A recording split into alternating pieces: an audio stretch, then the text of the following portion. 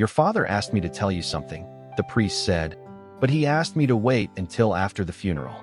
He was sitting across from me in a small office that smelled of candle wax and old carpet, his hands folded on the desk, and he said it the way you deliver news you've been carrying carefully for several days, with the particular weight of a man who has made a promise to someone who is no longer alive to release him from it. I had come to the rectory that Tuesday morning to thank Father Lucas for the service. Nothing more than that. A courtesy visit, the kind you make in the week after a funeral when you're still moving through the motions of grief without quite feeling any of it yet. I had not expected this. I sat very still in the chair across from him and asked what he meant, and he said, "He confessed something to me the week before he died, and he gave me permission, his words, to tell you, once he was gone, if you ever came asking. I think he expected you would." My father's name was Walter. Most people who knew him called him Walt, and the people who knew him best, which, by the end of his life, was a smaller circle than it had once been, called him simply the deacon, because for the last 26 years of his life he had served as a permanent deacon at St. Augustine's, the small stone church on the edge of town where I'd been baptized, confirmed, and where, 3 days before this conversation, I had stood at the front and given his eulogy. My father had not always been a religious man. That was, in fact, one of the more curious features of his life, one I'd never thought to question very deeply, that a man who, by his own occasional admission, had barely set foot in a church through his 20s and most of his 30s had, sometime in his early 40s, undergone what the family simply referred to, almost casually, as Dad finding God, and had spent the following 4 decades not merely attending Mass, but organizing food drives, visiting the sick, sitting with the dying, in the hospital 2 towns over, and eventually, after years of study, taking on the formal role of deacon, assisting at the altar in the black and white vestments I'd watched him put on every Sunday of my adult life. I never asked him what had caused the change. I want to be honest about that, because it's relevant to everything that came after. I had 30-some years to ask my father why. In his early 40s, he had gone from a man who occasionally grumbled about Christmas Mass running long to a man who structured the rest of his life around quiet, persistent service to people he often didn't know, and I never once asked him directly. I think, as a child, I simply accepted it the way children accept most things about their parents, as a fixed feature of the landscape, not a development with a cause. By the time I was old enough to wonder about it more seriously, it had become so thoroughly part of who he was that asking felt almost unnecessary, like asking someone why they have the eye color they have. He was the deacon. He had always, in the version of him I knew, been the deacon. What I did know, in the ordinary texture of growing up with him, was a man who was steady in a way that occasionally bordered on austere. He didn't drink. Not ever.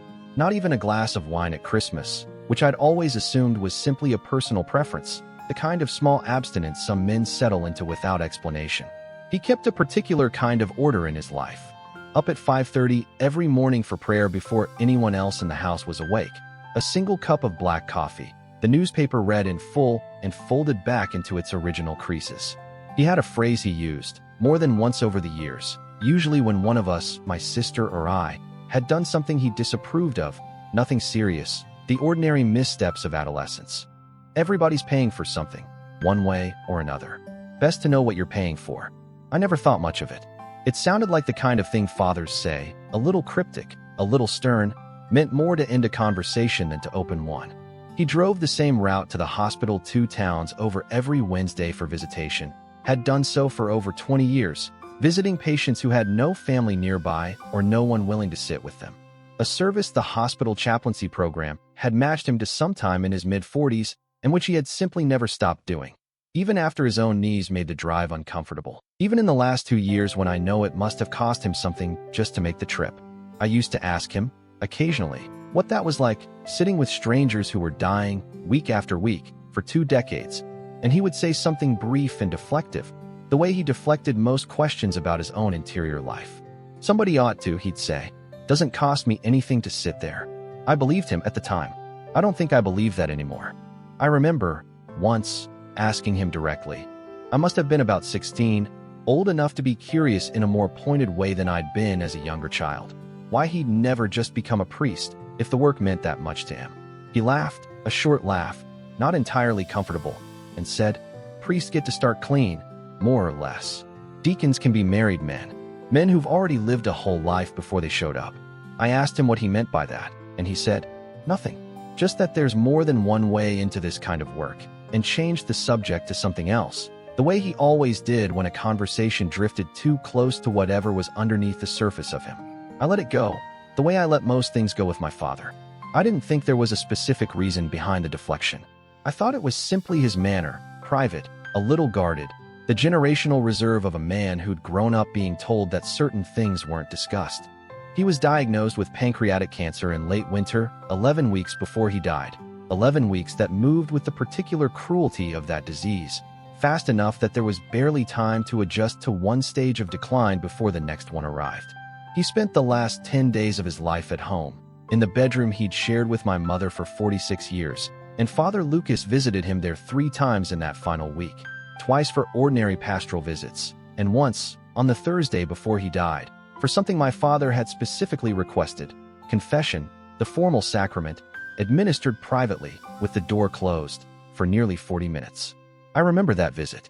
I remember sitting in the kitchen with my mother and my sister, the 3 of us not speaking much, listening to the low murmur of voices behind the closed bedroom door, and I remember thinking, at the time, that this was simply what a devout, dying man did, made his peace, formally, with whatever ordinary failings a long life accumulates. I did not think there was anything specific behind that closed door. I had no reason to think that. He was 81 years old and had spent the last 40 of those years devoted, by any visible measure, to exactly this kind of preparation. He died 4 days later, on a Monday morning, quietly, with my mother holding his hand. The funeral was the following Saturday, a full mass, the church fuller than I'd expected, people I hadn't seen in years coming forward afterward to tell me what my father had meant to them, a woman I didn't recognize at all who gripped my hand at the reception and said, with real feeling, "Your father saved my life, you know." Not metaphorically. Actually, I thanked her and didn't ask what she meant, because there were a dozen more people behind her, and because, I suppose, I'd grown so accustomed to hearing some version of that sentiment about my father that I'd stopped registering it as anything other than the general texture of who he'd been. It was the following Tuesday that I went to the rectory, simply to thank Father Lucas for the homily, which had been kind and well observed, and found myself instead sitting across from him as he told me that my father had confessed something the week before he died, and had given specific permission, in advance, for it to be passed on to me, if I came asking. I told him I hadn't come asking anything. He said, gently, "I think showing up here, 3 days after the funeral, with no particular reason, counts as asking, in my experience." He was not wrong. I sat with that for a moment, the office quiet around us, and then I asked him to tell me. He picked his words carefully, the way I imagine he'd been turning them over since the previous Thursday, waiting to see whether I would actually come.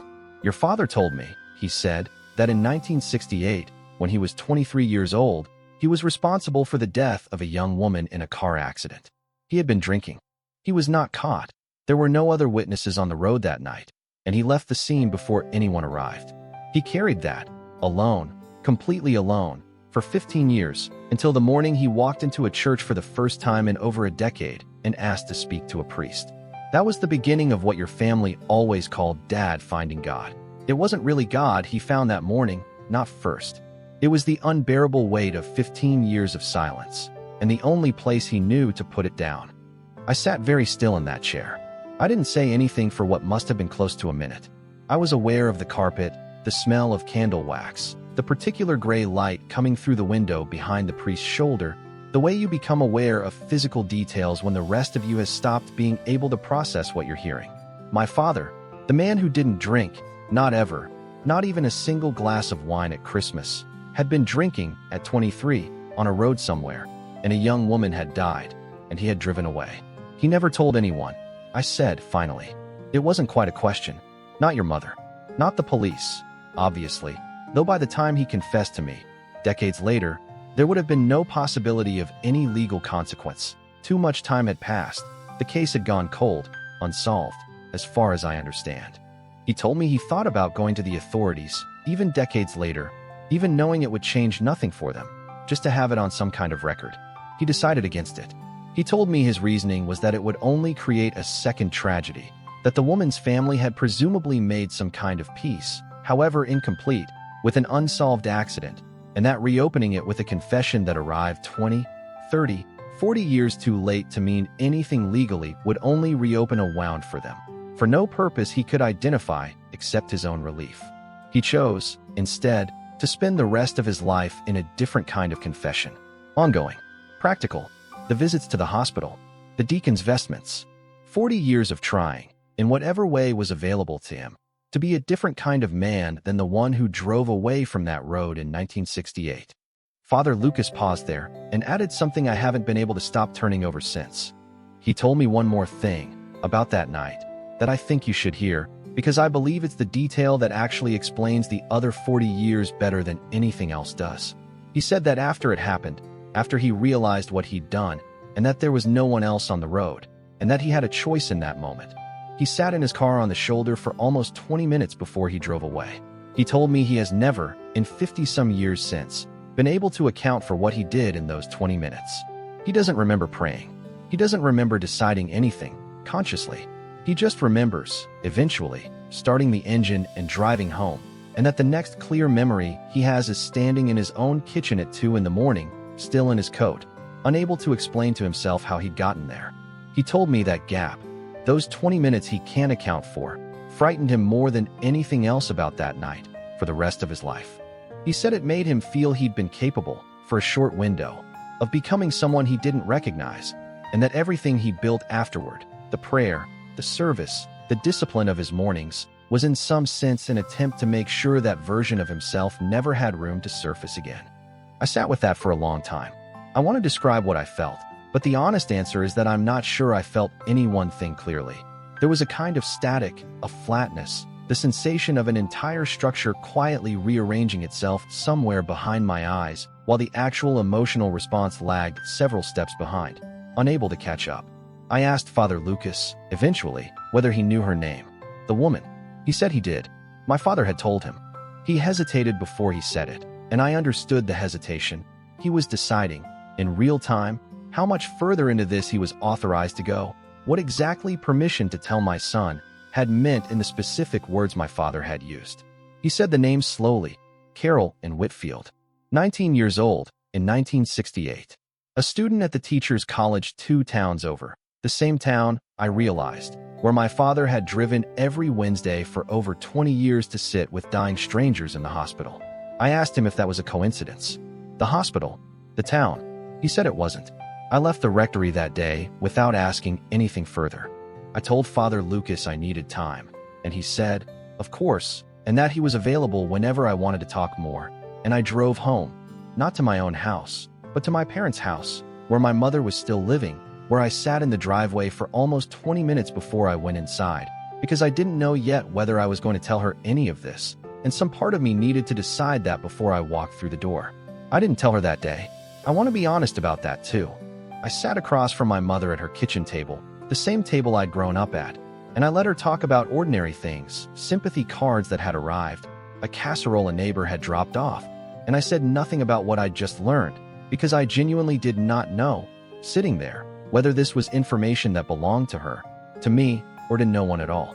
I went home that evening, and I didn't sleep well, and the following morning, before I decided anything else, I drove to the county library and asked the archivist whether they kept old newspaper records on microfilm. It took her about 20 minutes to find it. October 1968. A small article, 3 paragraphs, on an inside page, the kind of brief notice a small-town paper gives to a tragedy that doesn't have an obvious suspect, an obvious story, an obvious place to put the town's attention. Carol in Whitfield, 19, struck by a vehicle on Route 9 just after midnight, pronounced dead at the scene. The driver had not been identified. The investigation, the article noted in its final line, was ongoing. I knew enough about small-town newspapers from that era to understand what that line usually meant in practice. It meant nothing further was ever printed, because nothing further was ever found. I sat with the microfilm reader for a long time after I'd read it. I printed the article. The library had a machine for that, an old one, slow, the kind that took nearly a minute to produce a single grainy page. And I held the printout in my hands the way you'd hold something fragile, though it was only paper, and I thought about my father at 23. I had photographs of him at that age, somewhere in a box at my mother's house, a thin young man with dark hair, before I knew him, before any of the steadiness I associated with him had apparently arrived. I tried to picture him on a road at midnight, and I found that I couldn't, not really. The man in my memory and the man in that newspaper article seemed to belong to two entirely different lives, connected by nothing except a name. I went back to Father Lucas a week later. I told him I'd found the newspaper article, and I asked him whether there was anything else, whether my father's confession had included anything more than what he'd already told me. He was quiet for a moment, and then he said, "There's one more thing. Your father asked me to give you something, if you came back a second time. He said if you only came once, you weren't ready for it yet, and I should keep it. But if you came back," he opened the drawer of his desk and took out a sealed envelope, plain, with my name written on the front in handwriting I recognized immediately, the same careful, slightly old-fashioned hand that had signed birthday cards and report cards my whole life. I didn't open it in front of him. I took it home, and I sat with it on the kitchen table for nearly an hour before I opened it, the same way, I realized later, I'd sat with the printed newspaper article, needing some period of stillness before I could let the next piece of information in. Inside was a single page and a smaller, second envelope tucked behind it. The letter was short. My father wrote that he had spent 40 years trying to find a way to make some kind of amends that didn't involve causing further harm to Carol and Whitfield's family by reopening a wound he had no right to reopen on his own terms, at his own convenience, simply to relieve his own guilt. He wrote that the closest he had come, in all that time, was something he had done quietly and never told anyone about. Not my mother, not Father Lucas until this final confession, not a single living soul, for 38 years. Carol and Whitfield had a younger sister, 6 years old in 1968, 12 years younger than Carol and herself, a late addition to the family, the kind of significant age gap that sometimes happens, and which meant that this younger sister had grown up essentially as the only remaining child in a household reshaped entirely by a loss she was too young to properly remember.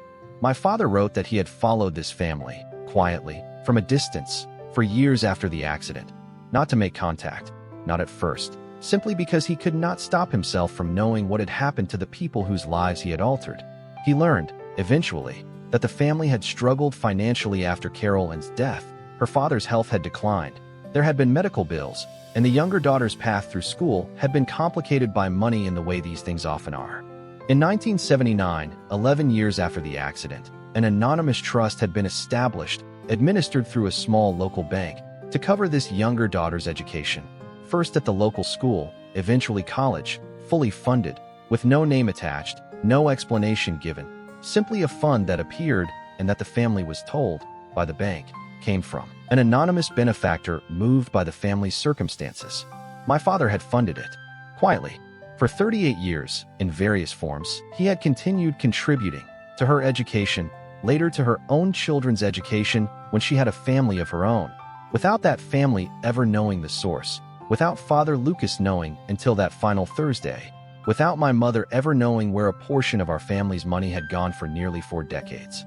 The younger sister's name, he wrote, was Diane Whitfield, Diane Carlson now, married, in her early 60s, still living 2 towns over, not far from the hospital my father had visited every Wednesday for 20 years. He wrote that he did not know whether she had ever wondered about the source of the trust, whether she had ever tried to find out, or whether she had simply accepted it the way people sometimes accept unexplained kindness, gratefully, and without too much examination. He wrote that he had thought, many times over the years, about telling her himself, about driving the short distance to her house and explaining everything, asking for whatever forgiveness she was capable of giving, however incomplete. He never did it. He wrote that he had decided, finally, near the end, that the decision of whether to tell her anything further wasn't his to make alone anymore, and that he was leaving it, the way these things sometimes have to be left, to whoever was holding this letter when he could no longer hold it himself. The smaller envelope, the one tucked behind the letter, had a name on it, Diane. It was sealed. My father had written it, apparently, in his final days, and never sent it, and never explained it to anyone except, it seemed, to leave it for me to decide what to do with. I thought, reading all of this, that I had reached the end of what there was to learn.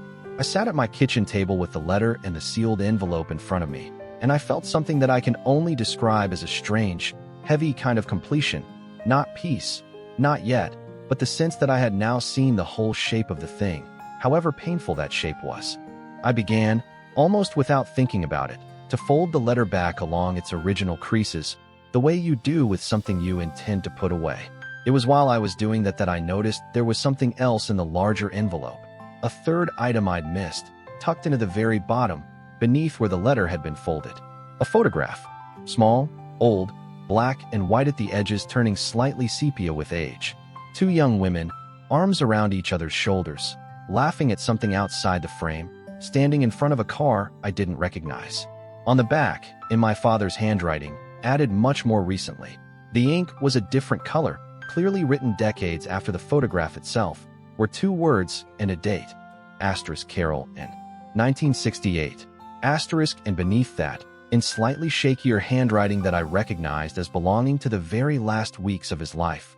Asterisk, I kept this too. I don't know why. I think I needed to remember that she was a person who laughed, not just a name on a newspaper page.